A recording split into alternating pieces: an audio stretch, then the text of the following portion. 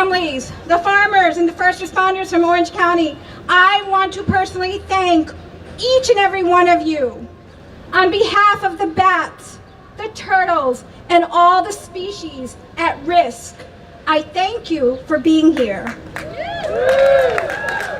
And so we have a responsibility to step up and say no. No to our governor, no to the corrupt companies, and no to a policy that deems everybody and everything and all life expendable.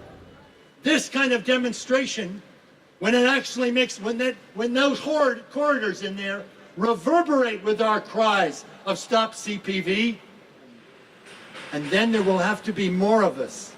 And in order to be more of us, you are going to have to take the matters into your own hands, and you are going to have to start to communicate with everybody you meet about the necessity of stopping this.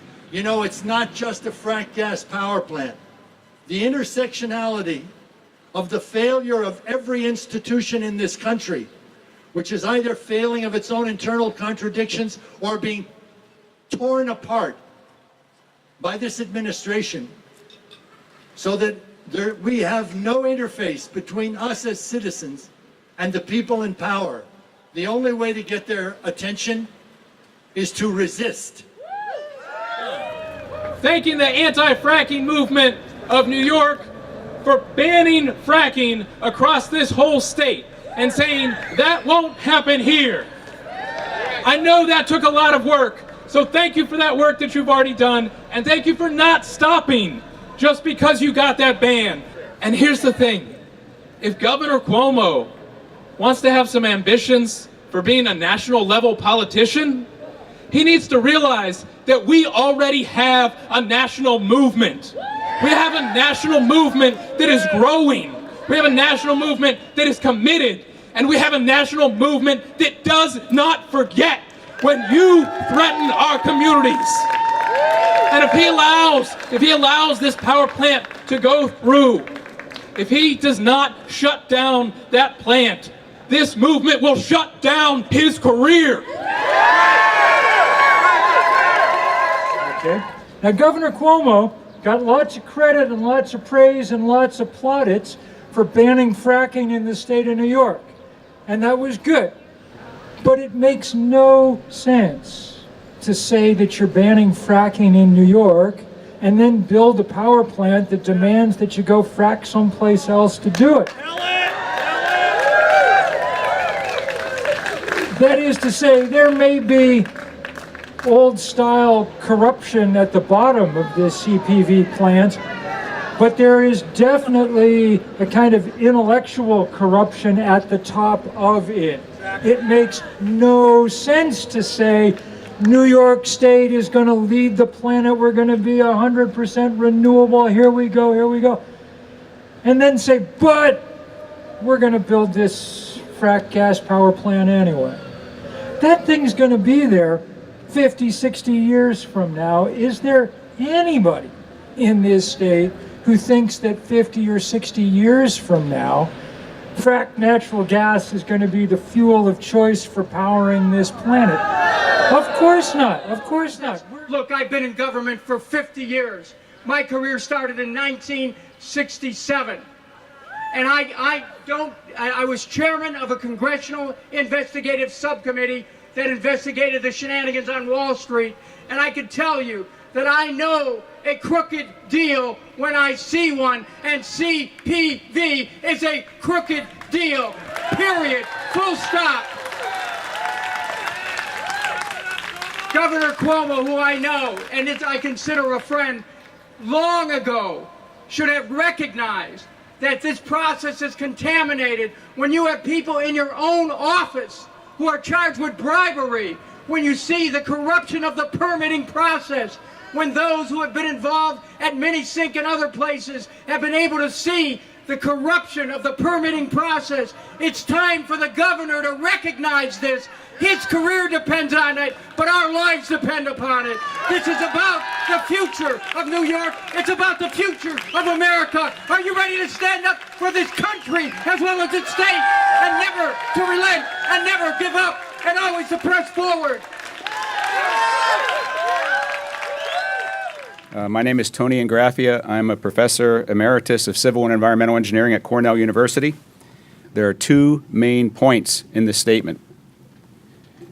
Point number one, operation of the CPV Valley Energy Plant will substantially increase carbon dioxide emissions from New York State's electricity sector. Because it will be using shale gas for its operation, it will also cause an increase in methane emissions. It represents a 10% increase in greenhouse gas emissions from the entire electricity sector in the state of New York. The idea of this plant being part of a bridge to a renewable future is false. The CPV plant will be replacing renewable energy. It will stand in the way of renewable energy. Second point, CPV, the corporation, played fast and loose with its emission numbers in its Part 201 air permit application. On one page of that permit, CPV says they expect emissions from operating their plant on an average of 50% capacity every year, while on the very next page they claim those same emissions would result from operating the plant at 100% capacity. In summary, that plant is built on a foundation of ignorance, deception, and corruption. Deception because they lied to the DEC and the PSC in their air permit application. So Governor Cuomo, the message is very simple. You have a clean energy standard, CES, and you have CPV. They're in collision here. You can't have them both. It's in your power to uphold your own CES standard by eliminating CPV. I'm Bob Howarth, also a professor at Cornell University and an Earth system scientist. Last year was the most warm year in the history of human civilization.